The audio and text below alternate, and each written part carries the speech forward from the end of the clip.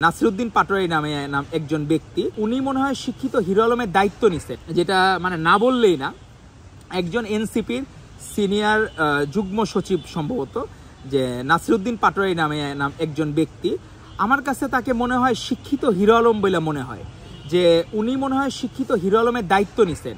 শিক্ষিত হিরো আলমের হয়তো বা পড়ালেখার গণ্ডি কি আমি জানি না, তো এখন মনে হয় যে হয়তো বা নিউজ টিউজ থাকে না, সে কিভাবে নিজেকে হিরো আলমের শূন্য স্থানটা পূরণ করবে, সেজন্য উনি শিক্ষিত হিরো আলমের ভূমিকা নিয়েছেন।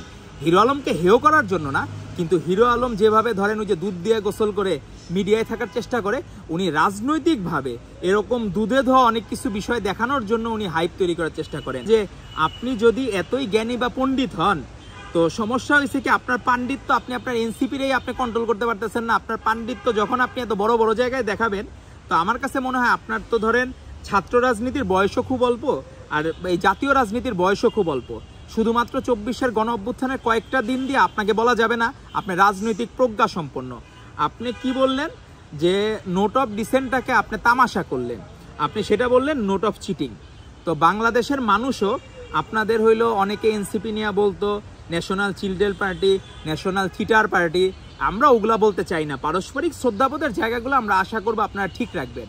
আপনি কক্সবাজারে এক জনপ্রিয় নেতা সালাউদ্দিন আহমেদ, ধারণা করে কক্সবাজারের লোকজন উনি যে আসনে দাঁড়াবেন সেখানে উনি ভূমিধ্বস বিজয় হবে তার, এটা কক্সবাজারের সাধারণ মানুষ, আপনি তাকে ওখানে গডফাদার বলে আসতেন। আপনি বাবর সাহেবের এলাকায় গেলেন নেত্রকোনায়, সেখানে একটা ফাউল টক করলেন।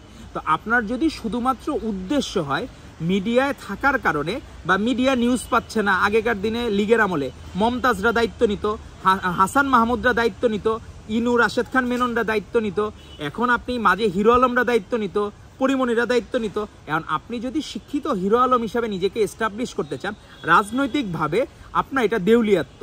আপনার কথার মধ্যে কন্টেন্ট থাকতে হবে।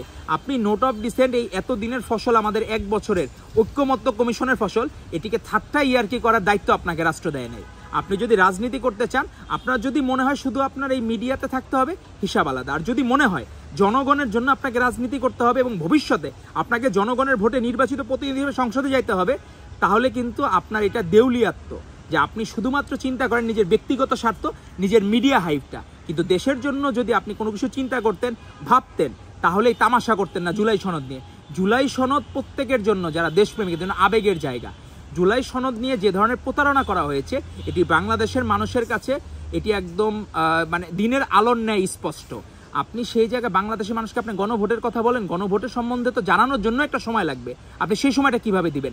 বাংলাদেশের মানুষকে যদি বলা হয় এখন দ্বিকক্ষ বিশিষ্ট আইনসভা মানে কি, আপনি জিজ্ঞেস করেন গ্রামগঞ্জে, আপনি যান একটা, আপনি করেন, জরিপ করেন, দেখেন তারা জানে কিনা দ্বিকক্ষের মতো আপার হাউসে কি বলে আর লোয়ার হাউস বলতে কি বলে, এটা তারা বুঝে কিনা। তারা যে গণভোটটা দিবে কিসের পক্ষে কিসের বিপক্ষে দিবে, তাদের এই নর্মাল ন্যূনতম অ্যাটাচমেন্টটুকু নাই। আপনি যাদের এই অ্যাটাচমেন্টটুকু নাই, সেটা শেখানোর জন্য তাদের সময় দিতে হবে। তো আপনি হুট করে আচমকা বললেন কালকে এটা করতে হবে, পরশু এটা করতে হবে। যেই দিন এই বাংলাদেশের মানুষ এই 5ই অগস্ট, যেদিন আমাদের বর্ষপূর্তি হইল 24-এর গণ অভ্যুত্থানের, আপনারা তখন কক্সবাজারের প্রমোদ ভ্রমণে ব্যস্ত।